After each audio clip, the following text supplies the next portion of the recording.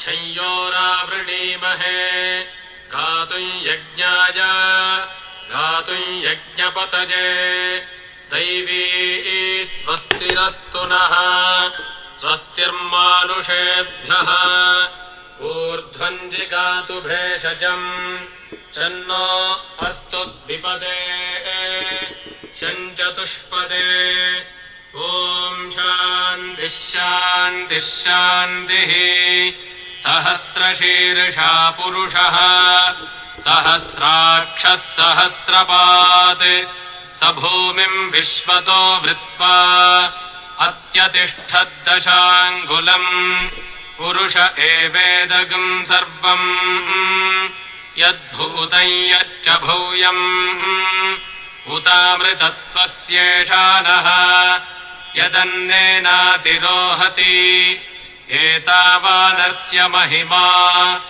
अतो ज्यायागिश्च पूरुषः पादोऽस्य विश्वाभूतानि त्रिपादस्यामृतम् दिवि त्रिपादूर्ध्व उदैत्पुरुषः पादोऽस्येहा भवात् पुनः ततो विश्वं व्यक्रामत् शासनानशने अभि तस्माद्विराडजायत विराजो अधिपूरुषः स जातो अत्यरिच्यत पश्चाद्भूमिमथो पुरः यत्पुरुषेण हविषा देवा यज्ञमतन्वत वसन्तो अस्यासीदाज्यम् ग्रीष्म इद्मः शरद्धभिः सप्तास्यासन् परिधजः त्रिः सप्त समिधः कृताः देवागद्यज्ञन्तन्वानाः अबध्नन् पुरुषम् पशुम् तं यज्ञम् बर्हिषि प्रोक्षन् पुरुषम् जातमग्रतः तेन देवा अयजन्त साध्या ऋषयश्च ये तस्माद्यज्ञात् सर्वहुतः सम्भृतम् वृषदाज्यम् पशोगस्तागिश्चक्रे वायव्यान् आरण्यान् ग्राम्याश्च ये तस्माद्यज्ञात् सर्वहुतः ऋचः सामानि जज्ञिरे छन्दागुंसि जज्ञिरे तस्मात् यजुस्तस्मादजायत तस्मादश्वा अजायन्त ये केचोभजादतः गावोह जज्ञिरे तस्मात् तस्माज्जाता अजावजः यत्पुरुषं व्यदधुः कतिधा व्यकल्पयन् मुखं किमस्य कौ बाहू कावूरूपादावुच्येते ब्राह्मणोऽस्य मुखमासीत् बाहूराजन्यः कृतः ऊरू तदस्य यद्वैश्यः पद्भ्यागं शूद्रो अजायत चन्द्रमा मनसो जातः चक्षोः सूर्यो अजागत मुखादिन्द्रश्चाग्निश्च प्राणात् वायुरजायत नाभ्या आसीदन्तरिक्षम् शीर्ष्णोद्यौः समवर्तत पद्भ्याम् भूभिर्दिशः श्रोत्रात् तथा लोकागम् अकल्पयन् वेदाहमेतम् पुरुषम् महान्तम् आदित्यवर्णम् तमसस्तु पारे सर्वाणि रूपाणि विचित्य धीरः नामानि कृत्वाभिवदन् यदास्ते धाता पुरस्ताद्यमुदा जहार चक्रः प्रविद्वान् प्रदिशश्च तस्रः तमेवं विद्वानमृत इह भवति नान्यः पन्था अयनाय विद्यते यज्ञेन यज्ञमयजन्त देवाः तानि धर्माणि प्रथमान्यासन् ते हनाकम् महिमानः सचन्ते यत्र पूर्वे साध्याः सन्ति देवाः अभ्यः सम्भूतः पृथिव्यैरसाच्च विश्वकर्मणः समवर्तताधि तस्य त्वष्टा विदधद्रूपमेति तत्पुरुषस्य विश्वमाजानमग्रे वेदाहमेतम् पुरुषम् महान्तम् आदित्यवर्णम् तमसः परस्तात् तमेवम् विद्वानमृत इह भवति नान्यः पन्था विद्यते जनाय प्रजापतिश्चरति गर्भे अन्तः अजायमानो बहुधा विजायते तस्य धीराः परिजानन्ति योनिम् मरीचीनाम् पदमिच्छन्ति वेधसः यो देवेभ्य आतपति यो देवानाम् पुरोहितः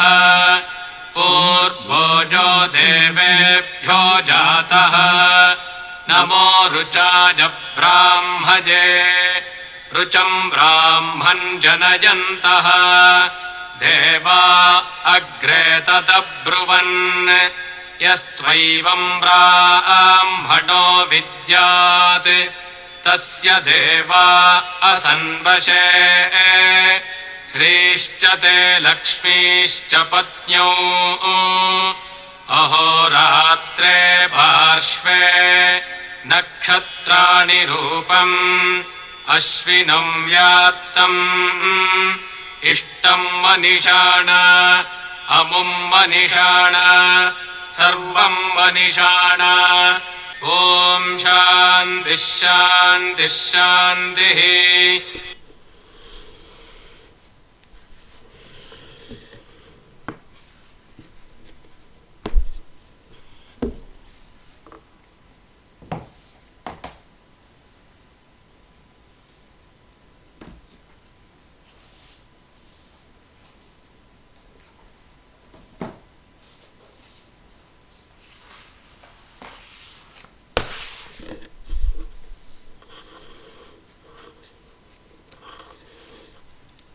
Namaste.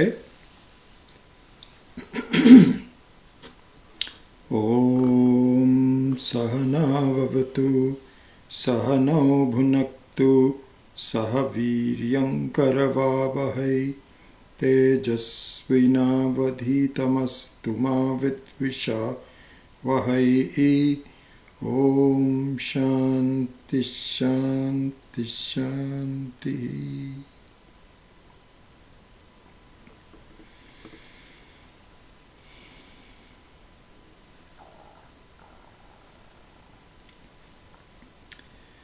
So in the last class we were looking at the process of creation, the so-called creation. So when I say so-called creation, it's a as though creation, it's a soft creation because it has an element of make-believe creation. It is not, even though it looks very real and we are affected by it in many ways, but like a dream, it just disappears, poof, if properly understood, which is the goal of all of us. We need to understand, is there a pleasant reality beyond our experiences of life, which has lots of uncertainties, issues. It's pleasant at times, but it doesn't last.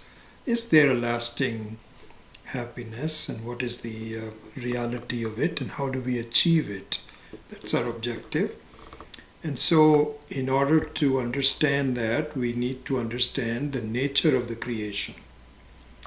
And in understanding the nature of the creation, we are given the creation by Purusha himself on how this whole thing is created.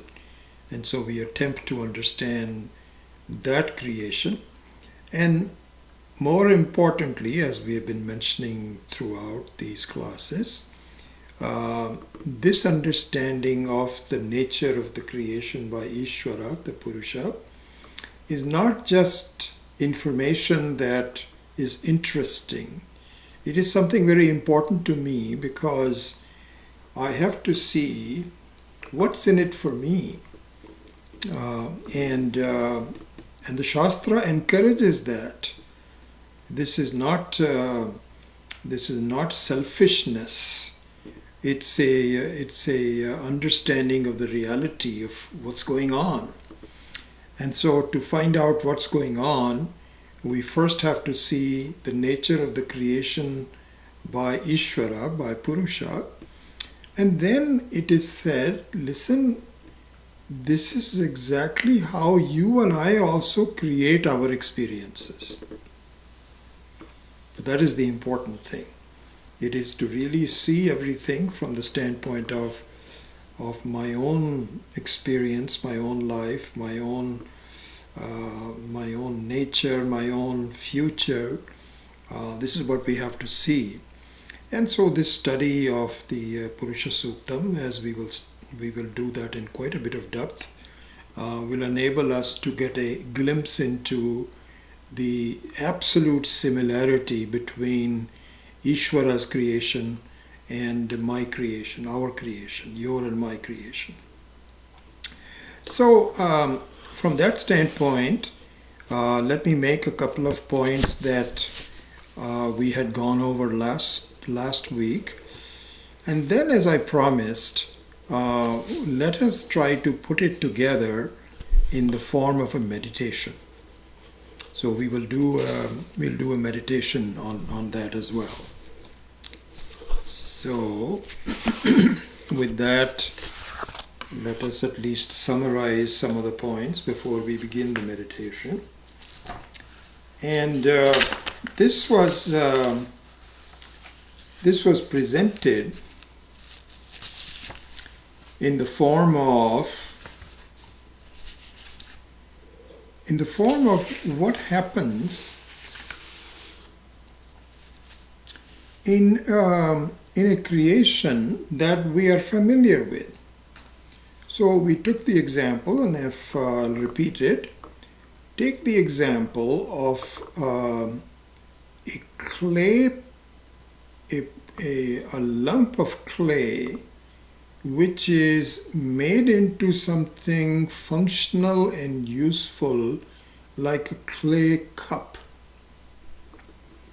Okay, if you don't want to see all the china cups that we are using and so on, you find that there are really some very nice Indian-made and made by others also, a clay cup, which is perhaps thicker, but it serves the purpose of drinking coffee or tea or something like that, and it has a shape, it has a handle, it can carry some volume and so on. And so that is the cup. So we will examine the process of a clay becoming a cup as a starting point. So there we saw that, and in fact this was referred to the second chapter of Bhagavad Gita, verse number 28. As you know, the second chapter of the Bhagavad Gita gives a broad overview of the entire Vedanta from start to finish. And so when Arjuna is lamenting that he is in a very tough spot between a rock and a hard place, so to speak, of fighting against his own teachers and elders, And he said that I am stuck because I do want to win because of the uplift of the dharma, but at the same time, in the process of winning, I may have to decimate my own loved ones on the other side, and I don't know what to do. I'm in a big dilemma, and I don't want to go forward. I have no idea. We need to resolve it. So there, the teaching of Bhagavad Gita, of Sri Krishna to Bhagavad Gita, to Arjuna is that listen, you're making a mistake by quitting to fight. That doesn't help anything. It's actually a done deal. And listen, you are taking a very myopic view of what life is all about, and you have to broaden your horizon and go on. And you should understand that killing and non-killing and so on, it is all relative. And in the sense of the protection of the dharma, it is justified as well. And so this was the message, that overall message of Bhagavad Gita gives. In that sense, the 28th verse of the second chapter said the following: Avyaktadini bhutani vyakta madhyani bharata avyaktani avyakta nidhanani eva tatra ka paridevana. So hey Bharata, so hey Bharataputra, Arjuna, listen, you look at the process by which things transfer from non-appearance to appearance and back into non-appearance. And this process goes on. And at the same time, the underlying factors that support the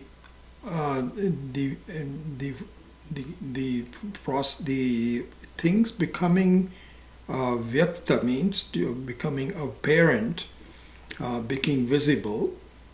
So the basic adhara, I'm looking for the right English word, the basis for the things becoming visible and non-visible, that basis doesn't change. And you need to focus on the basis. So this was the verse. Avyaktadini bhutani. Bhutani means anything, even people for that matter. There's basically not a big difference in that sense. The people have a sukshma sharira, and the tables and chairs do not have a sukshma sharira, but they are all part of what would be called bhutani. So he says everything transitions from non-appearance to appearance and back into non-appearance. And while they are doing it, the very basis of this appearance and non-appearance doesn't change. So avyaktadini bhutani vyakta madhyani bharata avyakta nidhanani eva tatra ka paridevana. Please don't shed any tears. This is just a play, and don't take it absolutely seriously. You can take it relatively seriously, but not absolutely seriously.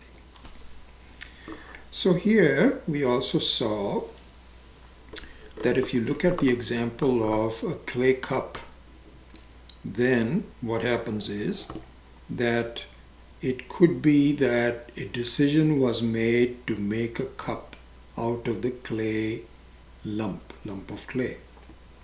And some things were done in order to shape it in the form of a cup. And now the cup has been dried and it is now ready for sale. People can buy it, perhaps some little bit of paint on it or something, but essentially it is now ready for functional use. The functional use is an important thing because there is something which is added to the clay, which is functionality. Because you cannot drink a cup, you cannot drink something from a lump of clay. You have to make it into a cup. But that's about it. And it has a name. so that people can transact. It is called CUP in English, and so it's called a cup. That's it. Now, if you analyze the appearance and disappearance of the cup, here's what happens. So there are the following factors.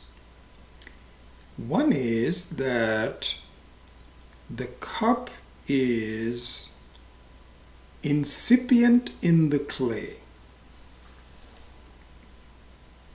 So the clay has the potential of being formed into a cup. That potential is there. And it is not in everything. As I mentioned to you, water doesn't have it. You cannot make a cup out of a water unless you freeze it. That's a different thing. In this example, a liquid water does not have the potential to make a cup.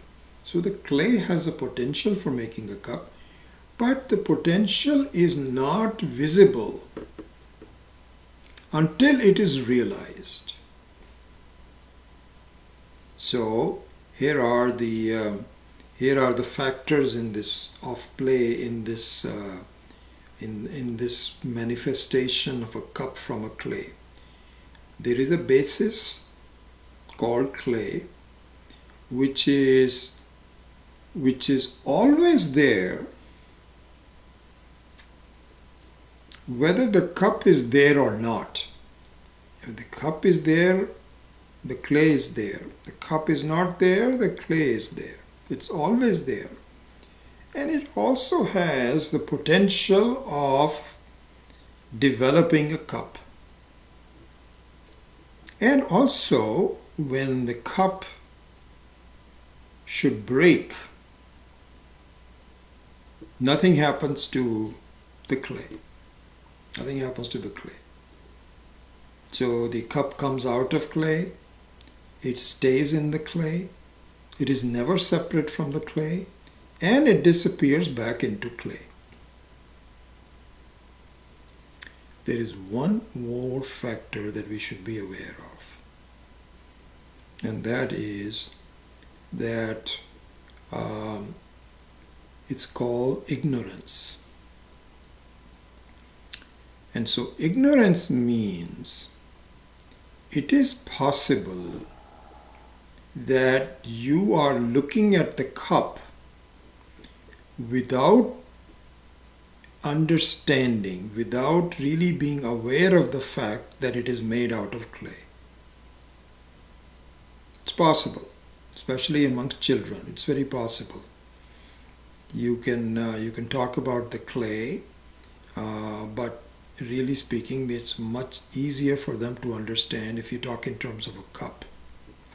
So this phenomena, and so what happens is, as we will see in the application of this in a minute when we do meditation, that there is a possibility through ignorance where the cup is taken to be the only thing, and the clay is relegated into oblivion. Almost you don't think about it. Here is a very famous example, which is that of making a jewelry out of gold. And Swami Maheshananji also takes that example. Everybody does. This is a very common example. So here's what happens. Suppose your daughter in India, this happens in India more than in the West, and in India the gold is very popular amongst women and amongst the whole families because it retains its value much longer. And so basically a gold is decided, the parents of a new bride, they can decide how much to give our daughter. And so they decide, I think we can afford to have, I don't know, maybe 25 ounces, 30 ounces, I don't know. I don't remember the exact dimension of a typical golden ornament. So let's say 30 ounces. So they've decided, I think we can afford 30 ounces. So they go to a jeweler and they say, can you please show us some jewelry? So he says, how much are you able to afford? So he said, about 30 ounces worth of gold. Okay, after that discussion is over, the rest of the focus of the whole family with this new bride-to-be and her mother and father both sitting next to them, their whole idea is the style of the jewelry. Does it look good? And there's arguments between the mother, who's from an older generation, and the daughter, who's a newer generation. What looks good, what doesn't look good, what is heavy, what will be useful. And all of this with respect to the style of the jewelry, the design of the jewelry. And because the jewelry has, how much the jewelry is, has already been decided. 30 ounces, give or take a little bit. Because the jeweler asks, what if there's a little bit more? He says, it's okay, within limits, you can go beyond that. So the weight, etc. is not really thought about. It is just basically on the design. So this is a very important thing in our life. I think we have to understand this part in great detail. I'm just giving you the fundamentals of this. So now look, suppose now there is another occasion. So this occasion is over. The wedding of the daughter has already been decided. The jewelry has been decided. The focus is on the jewelry, the design. Suppose at another occasion there is some economic mess in the home and you need to sell. You need to sell. And in fact, what you need to do, you probably have some paper currency. So you have maybe, $100,000 worth of, $50,000, let's say $50,000 worth of paper currency. And times are uncertain and you need to convert that into gold. So when you go into a jeweler with that objective, he also looks at the papers and says, yes, this is authentic, it's not fake. Okay, he counts them. And it's interesting, one Swami Viditatmananda was saying this one time. He said, you talk about, sometimes we say, like for example, when we are going to be doing meditation soon, so focus on what is being said and so on. And so here, all of the acharyas of Vedanta that we study with do not use the word concentration. You don't use that. It's a wrong connotation. Please concentrate on the Atma. Because the word concentration is negative. You put some pressure on yourself. I'm not being able to concentrate. Perhaps some other people in the class can do that. But somehow I've had too much coffee or something, I cannot concentrate. So concentration is not used as a valid word in our vocabulary. Instead, the words used are, or the word used is absorption. Absorption. So just on that topic, Swami Viditatmananda was saying, if you ever go to a bank in India, and so these days Indian banks, supposing there is a very rich man who has sent his financial guy to say, please go and get 10,000 rupees from the bank, because I need it for daily transactions, for wages and so on. So this guy goes to the bank and he goes to the cashier, which happens all the time, you can see this. He'll say, please give me 10,000 rupees and here's the check, And so the guy, these 10,000 rupees are in a bundle with a rubber band around it, sometimes even something more secure. And then he says, okay, this bundle is 10,000 rupees, please count it. Swamiji says, have you ever seen these people receiving that bundle and counting? And so the guy says, please step aside so that other people can go in. But if there's any problem, let me know. I'll watch you. You please count. He says what he does, 1, 2, 3, is absorption. At that point, he's not aware of anything. He's just aware of the fact that there is no bad characters ready to snatch the money. That's it. Other than that, it is just counting, counting, counting. So, back to our example. In our issue is that when you get 10,000 rupees or 50,000 rupees and you want to look at the gold, the vision is different. You don't care what the design is. If that has to be melted, so be it. You care about the purity of the gold. That's it. So these two cases are very different, even though the jewelry remains the same. But in one case, the design is paramount, and the other case, weight is paramount.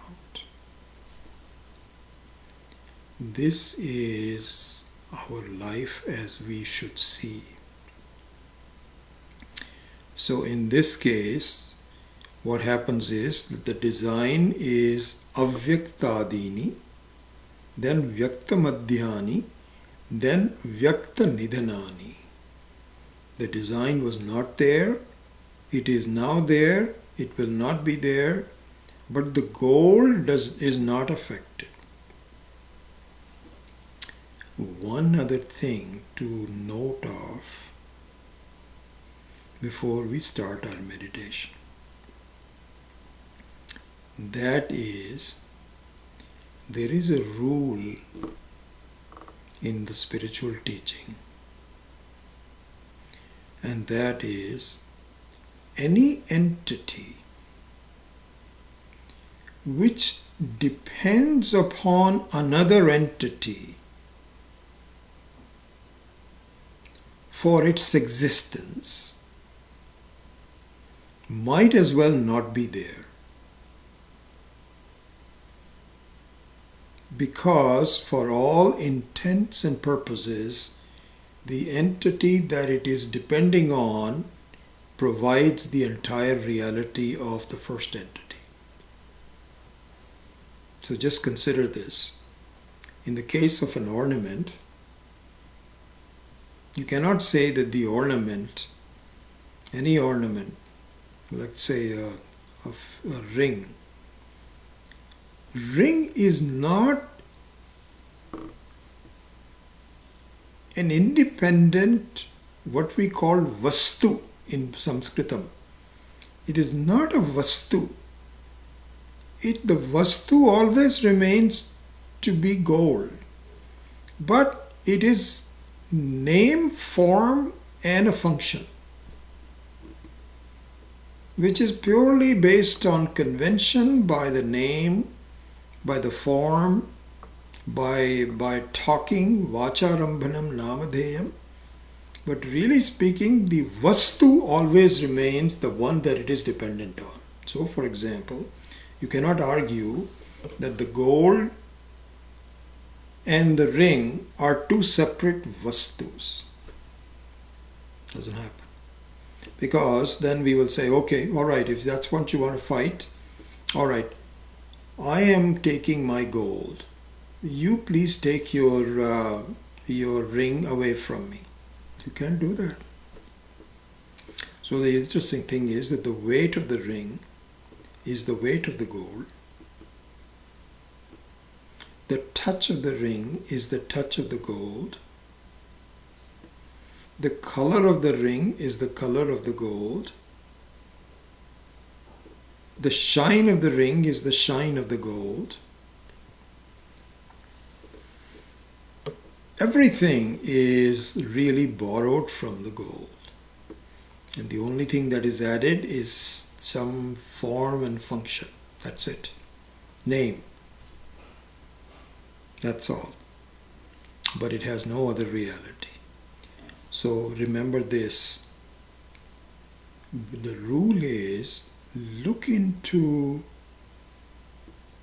whenever you are looking at a reality of something, look at to see, is that an independent reality or is it a dependent reality based on something else?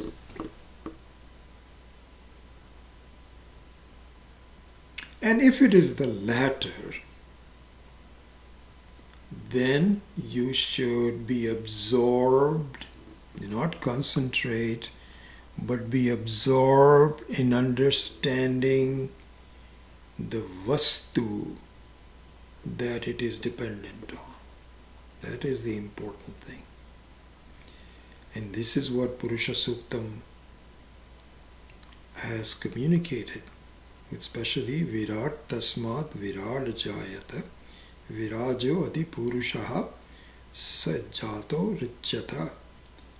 All Atyarichyata, all of that we will study in more detail, but this is the phenomena that we have to see. And Ishvara creates in the same way like a pot maker makes a pot. There's no difference. There is one difference, that Ishvara is both the intelligent cause as well as the material cause. And the pot maker is only the intelligent cause but not the material cause. You don't want the pot maker to come along with the ring. So other than that, the whole creation and the process of it are very similar. So with that, let us do a meditation. And I'm not quite sure whether we have done one in the Purusha Suktam or not. So what we will do is do this meditation in two segments. So the first segment is simply preparing for it a little bit, just getting increasing our absorption, enhancing our absorption, because right now we may be thinking about a lot of things and so on and so forth. Even though the class has been going on and you are beginning to be absorbed into this subject matter, but we have been giving different examples and so on. We need to put it all together, and this first segment of the meditation will be to enhance our absorption a little bit. Then we will meditate on the application of this example that we have seen before, which is how the difference between the pot and the clay, between the ornament and the gold, and how it applies to our life. This is the objective of this meditation. Okay? So with that in view, let us do a meditation. I might turn off these lights so that they are not shining in my eyes. I'll be dark for the duration of the meditation. So please bear with me, and then I will turn them on when the meditation is over.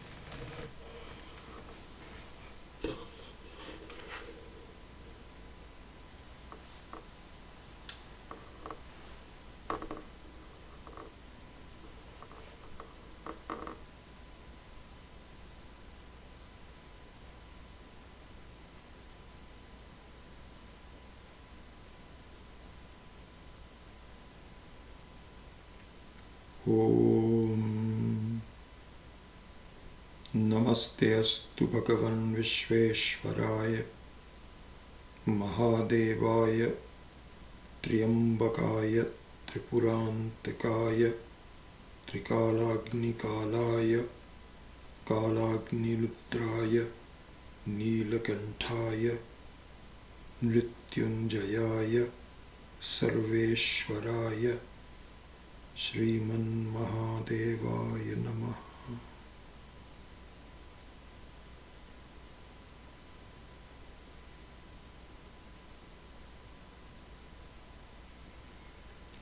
Please sit carefully, comfortably, not carefully, but comfortably wherever you are. Sitting on a chair is okay, or on the floor if you like. If you're on a chair,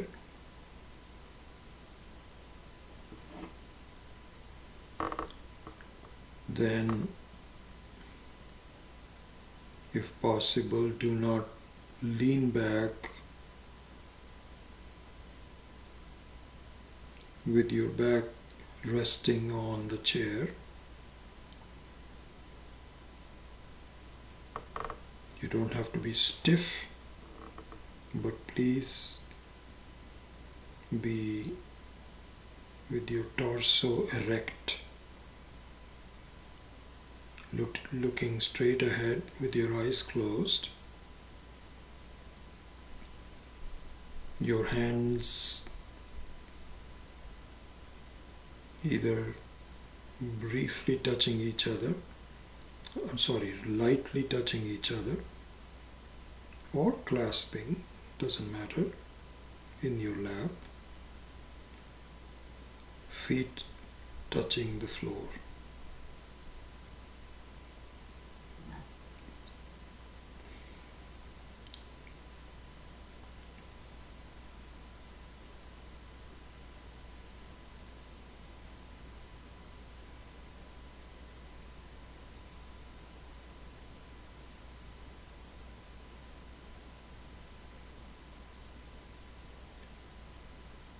Please observe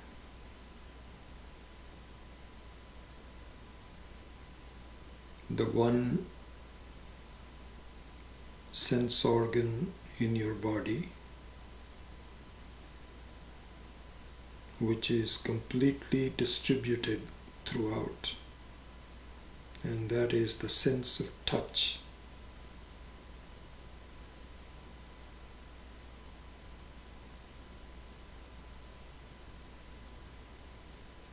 Starting from the very bottom of your body,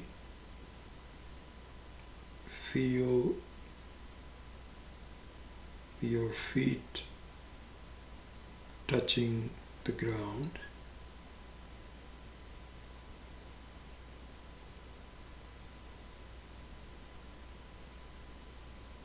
Your thighs touching the seat of the chair.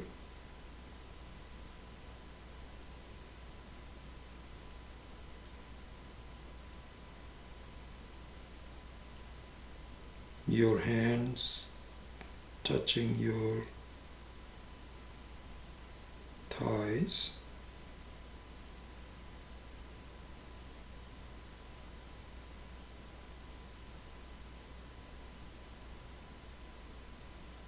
Your fingers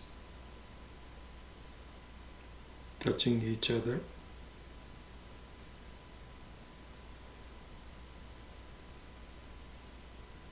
Your back lightly touching the chair.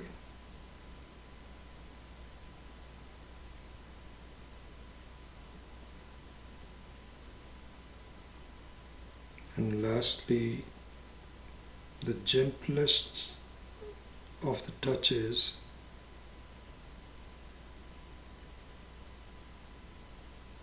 your two sets of eyelashes touching each other.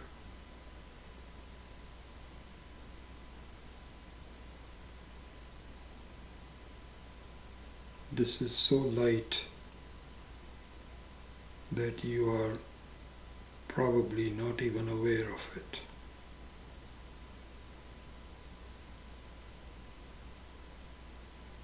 You can open your eyes just a little bit to let the light in, and then gently close the eyes, feeling the eyelashes touching each other.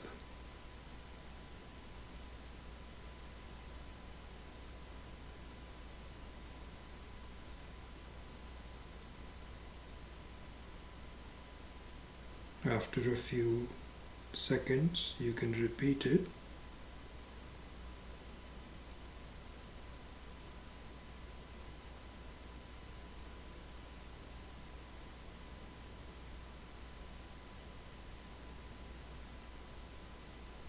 Close your eyes again.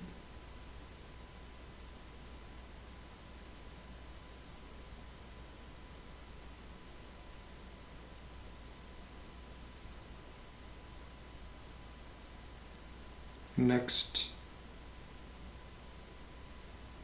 we will look into making your body relaxed.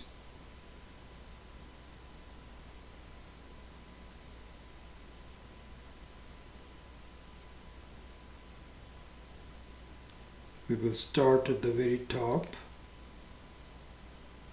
the top of your head, and examine the parts of your body that may not be relaxed.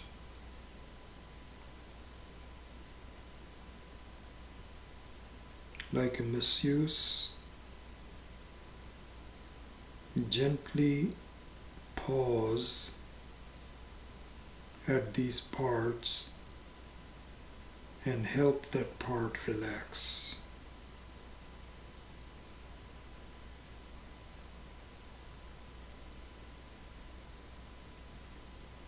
Pause at your eyes.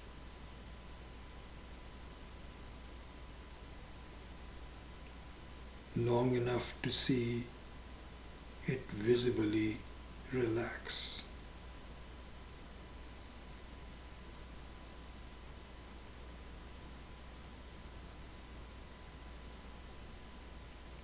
Move to the neck area and shoulders.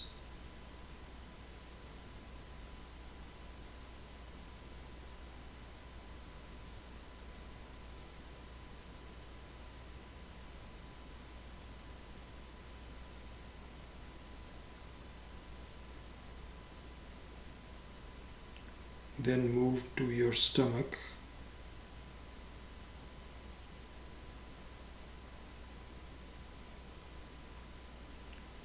The stomach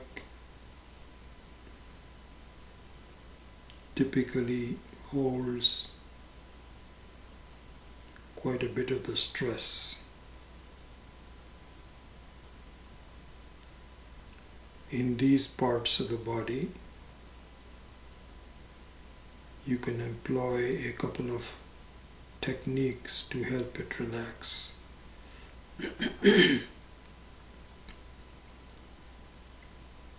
One technique is that you actually make it consciously more tense. Tense up the muscles of the stomach and then let go.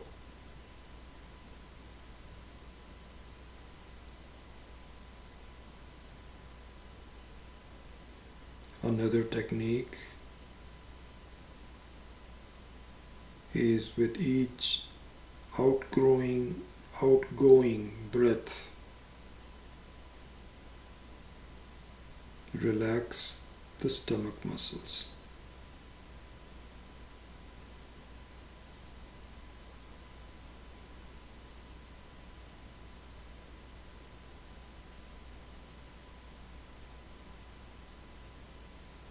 After a while, move on to the lower part of your body, the thighs, the knees, your legs, and your feet.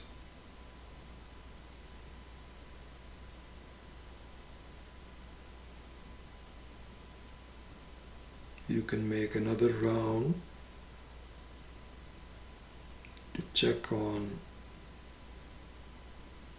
if the relaxation is holding.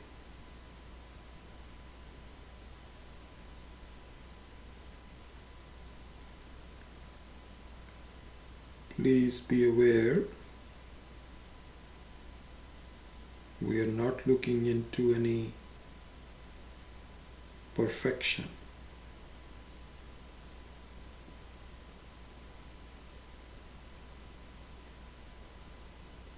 Just a relative, quiet, relaxed state of being, which is sufficient.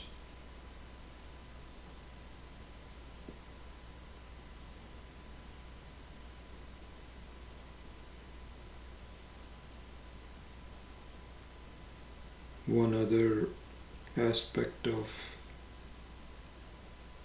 this sitting asana,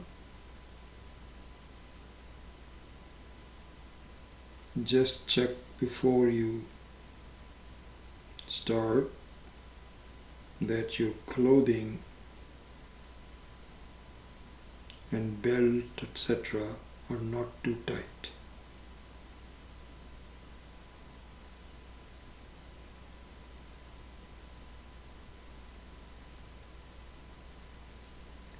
There are 5 or 6 other steps that we recommend. We have just gone over 2 of them so far. One is the absorption of the sense of touch. The other one is a mental massage for body's relaxation.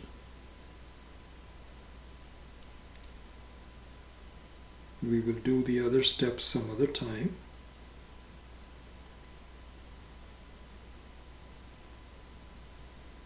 But now let us start the meditation itself.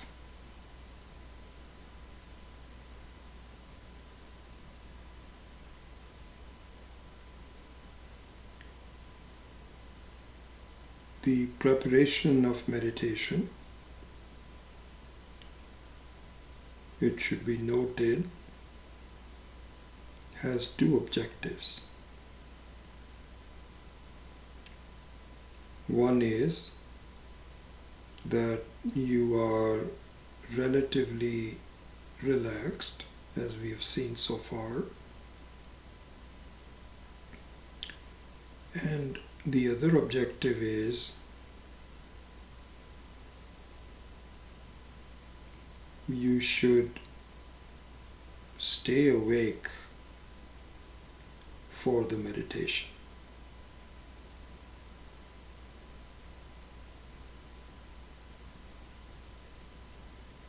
This is why sitting is recommended, not lying down.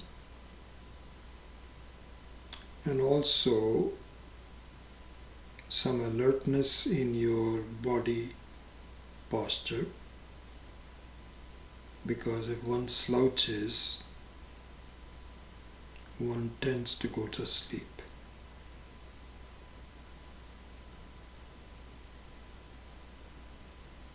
The Vedantic meditation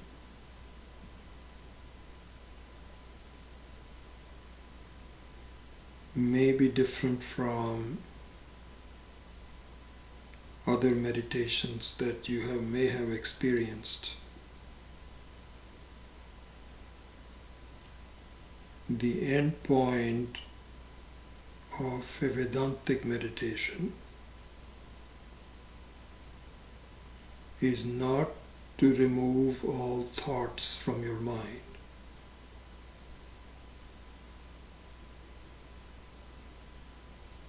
Instead, the objective is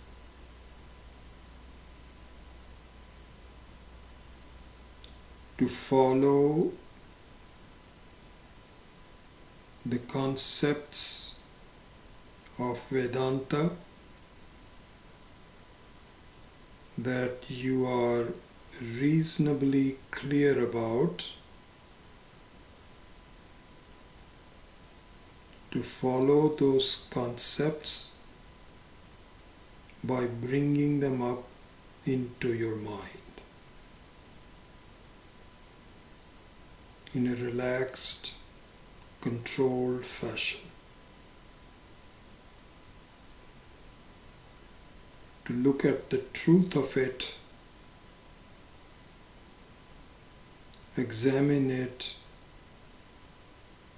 and enjoy the results of it. This is the objective of the Vedantic meditation.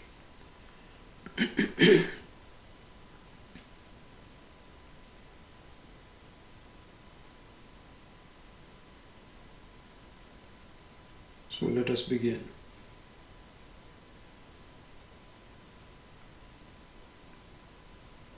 It should be kept in mind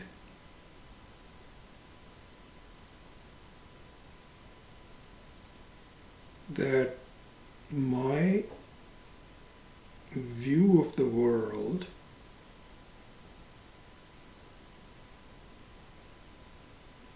my conclusions about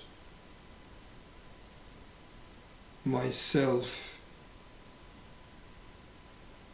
and the world and Ishvara, the Purusha's role in it,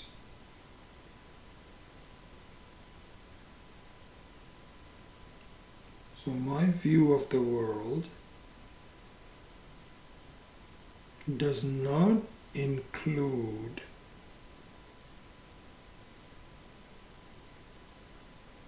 worry or future about the world.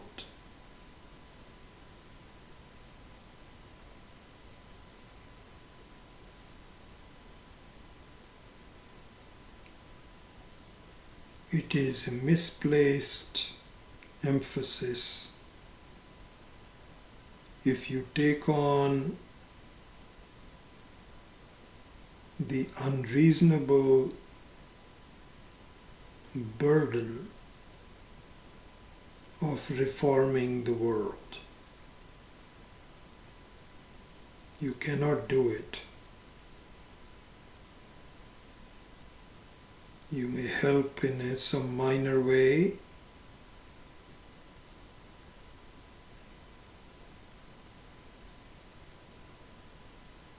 but it is not going to help you. Instead,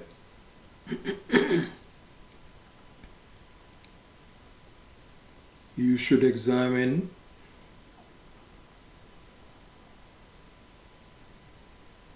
your own view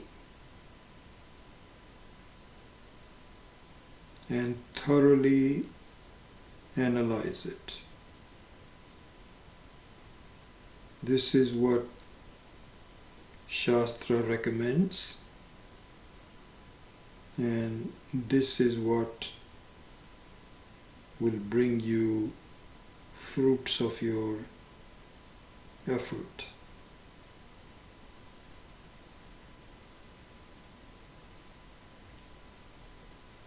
Let Ishvara take care of the world.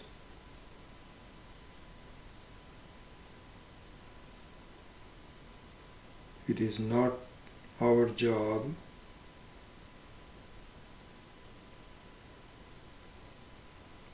it is not something I should undertake because I need to finish my own job.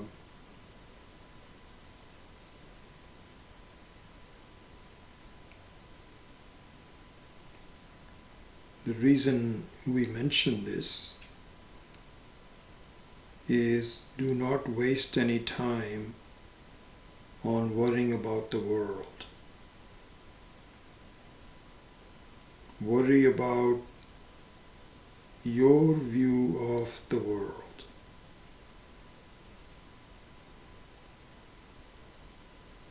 If that is understood, let us examine.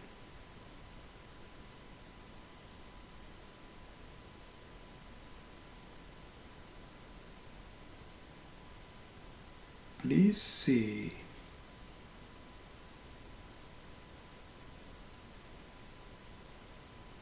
that anything in your experience, anything, visual experience,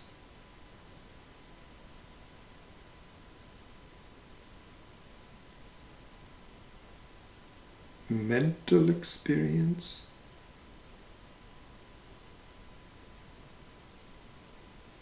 any experience, bar none,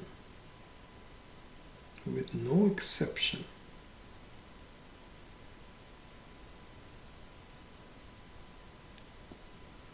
must require your consciousness.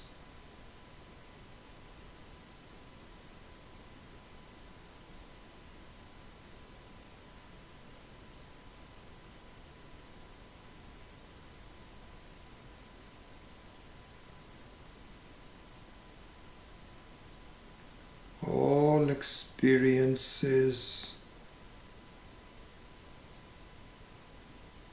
rely on your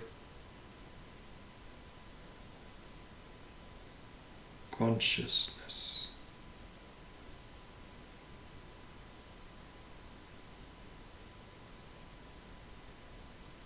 The sense of knowledge.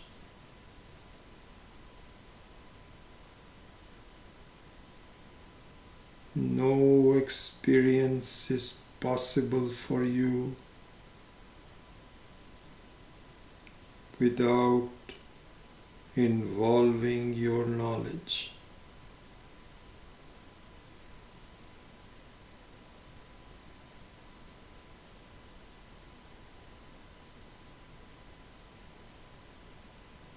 Do not see that there might be the presence of something without your knowledge. That is worrying about the world.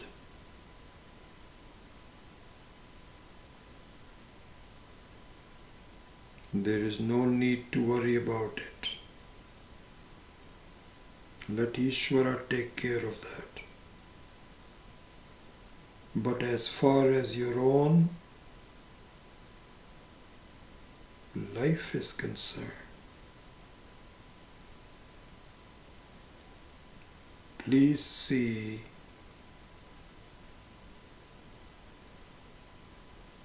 that your life, which consists of a series of experiences, must involve your consciousness.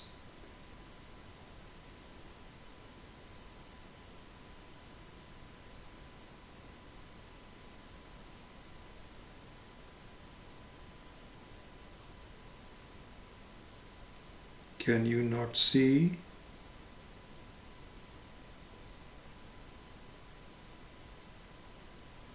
That it is exactly like an ornament must involve gold.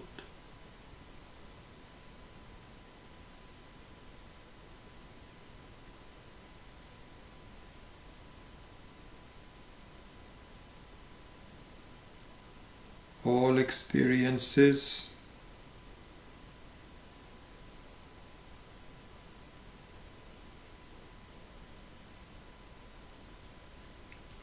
in the form of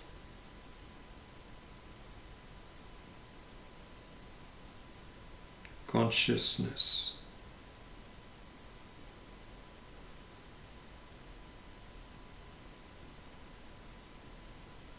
Thoughts,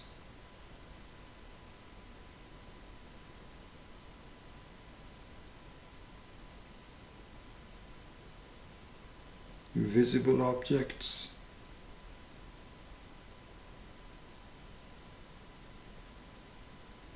sounds,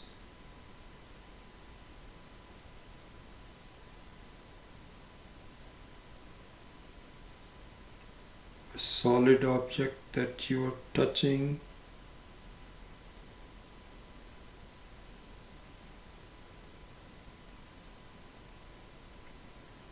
an aroma that floats by,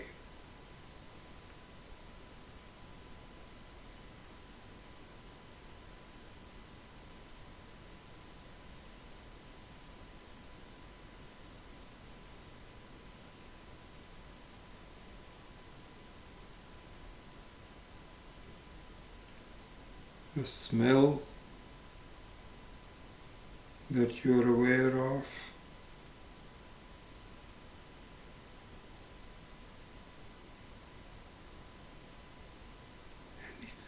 anything, any experience.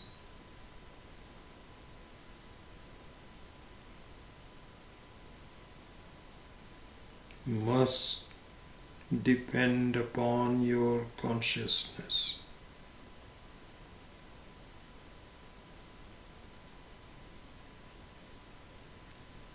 A consciousness which has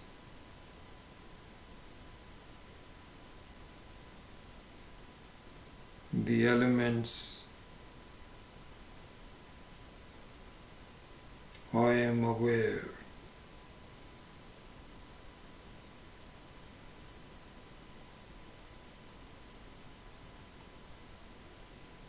and I am, period. I am, and I am aware.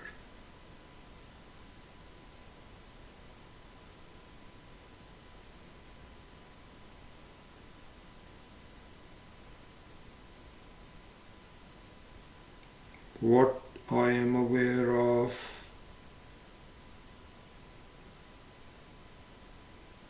comes and goes.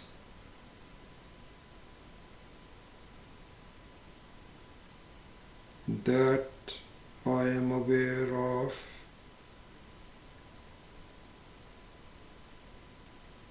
does not come and go.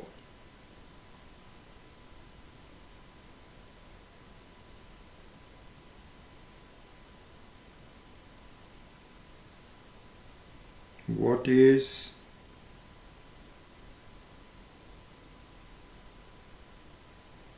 can come and go.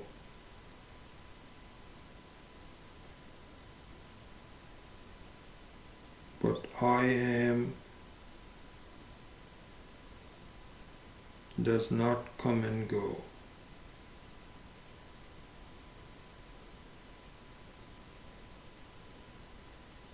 Here, my own body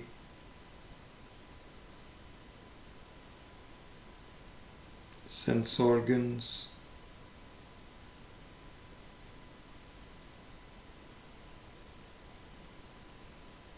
my physiology,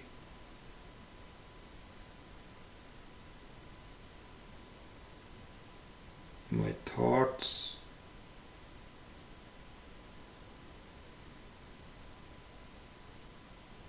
my conclusions,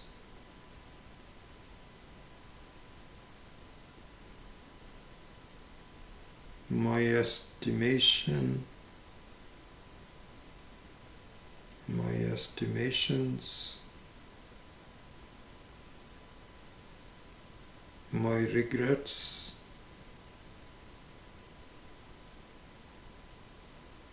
my relief,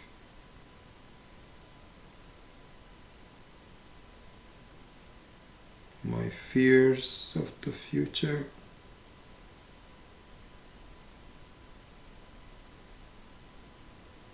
etc., are also part of my experience that comes and goes.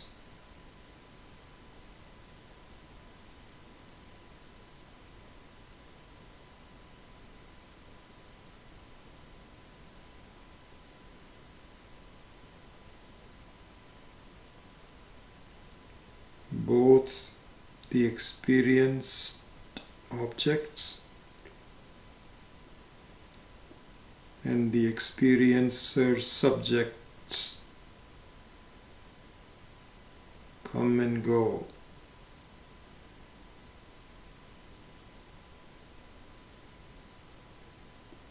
The awareness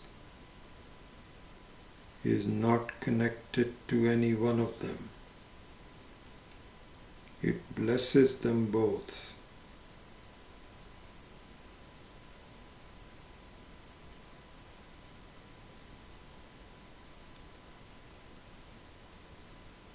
Both the experienced objects,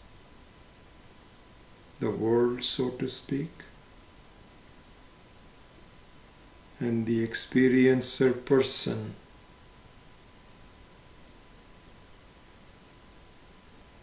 depend upon the awareness.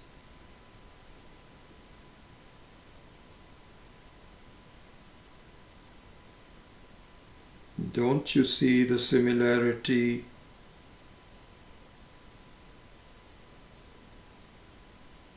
between this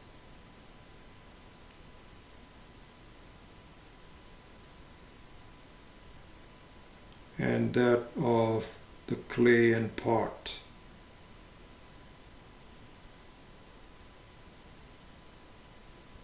Don't you see the exact parallel?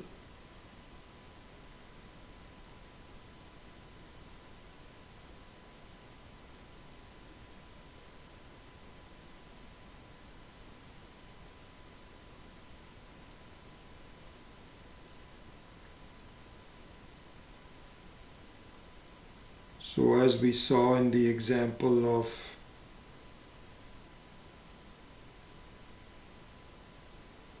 the jewelry and the gold,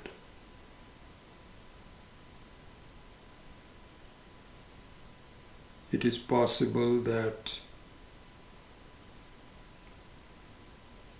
this young lady who is getting married is so captivated by the design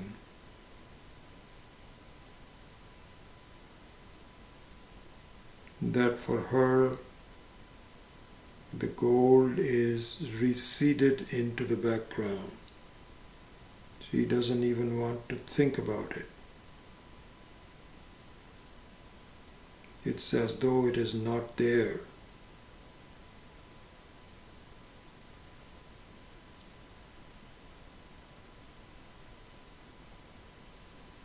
Our Shastra says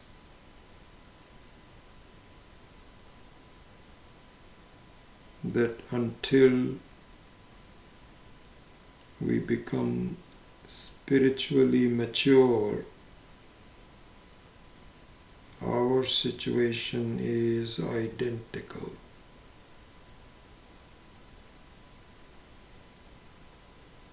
All we are concerned with is our experiences.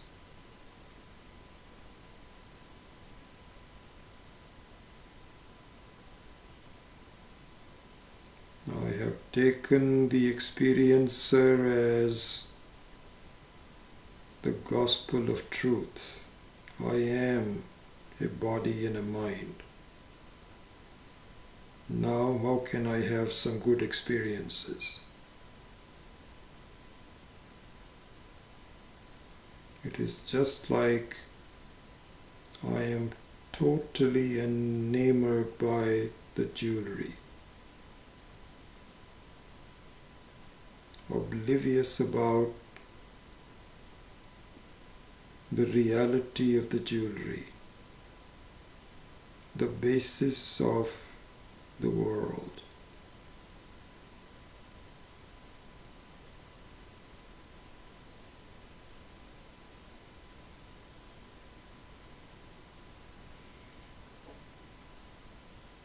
This is the teaching. This is a sample of our Vedantic meditation,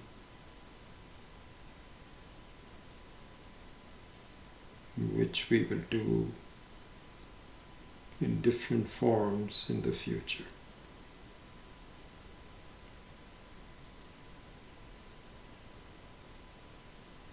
Om Shanti Shanti Shanti.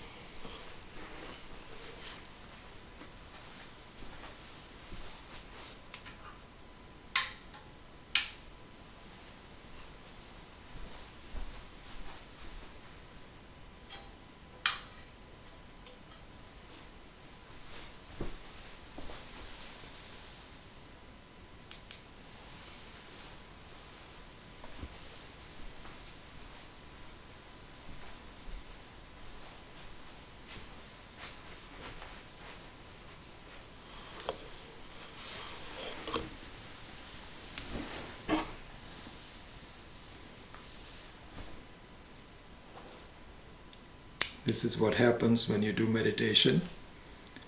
You lose the sense of time. I was really surprised. It is 10 after 9. I thought when I was thinking about the class that we would have some time left over to do some new teaching, but that is not to be.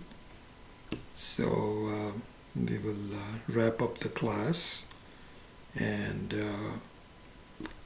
continue with the rest. There's quite a bit of material that Swami Maheshananji has explained as part of the 5th verse which we are doing.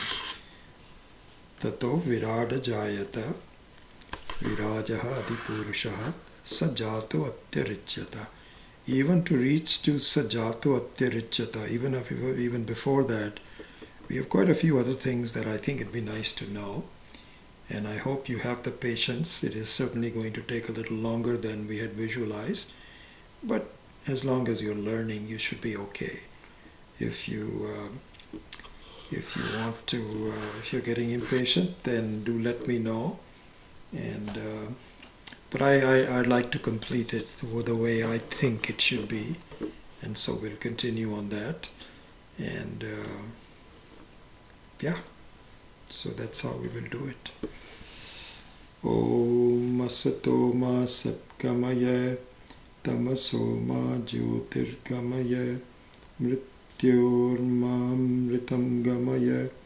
Om Purnamadav Purnamidam Purnat Purnamudachyate Purnasya Purnamadaya Purnameva Vashishyate.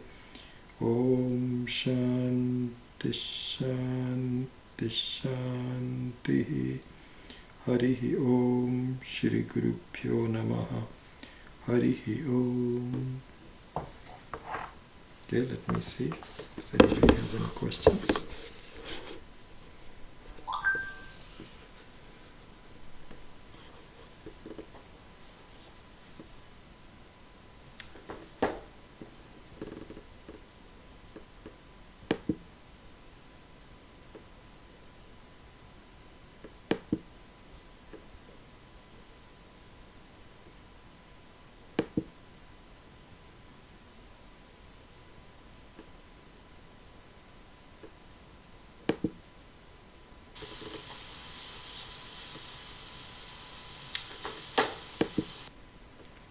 All right, let's see.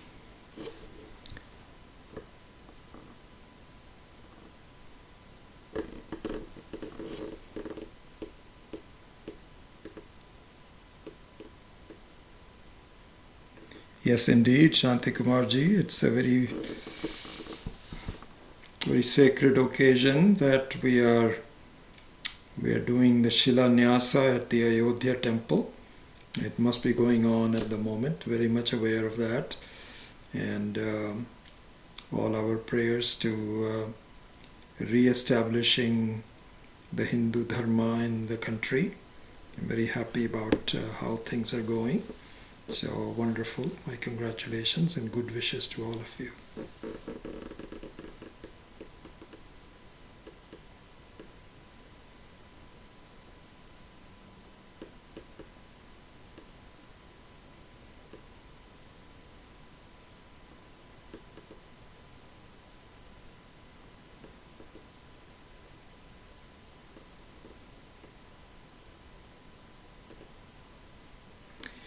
Raj Velpuri asks, would you say the Vedantic style of meditation is similar to the transcendental meditation of Maharshi Mahesh Yogi? Raj, I don't know. I never really followed Swami Mahesh Yogi ji, so I have no idea. So I cannot answer that.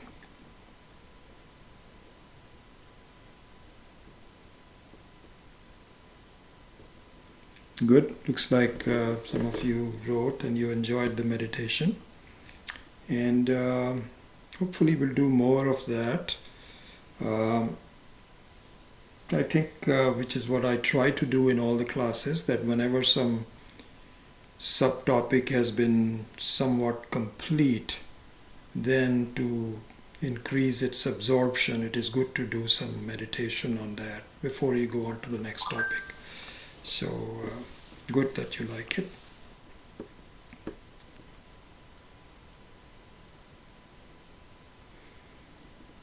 I'll wait for a few more minutes to see if you have any more questions. Otherwise, then we will sign off.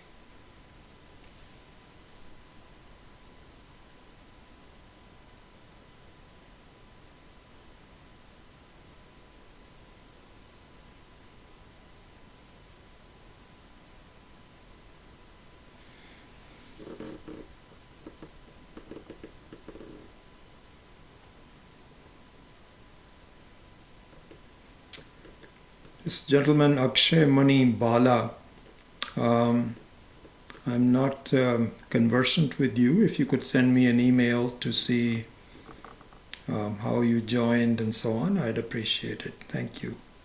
I'd like to be in touch with all of you.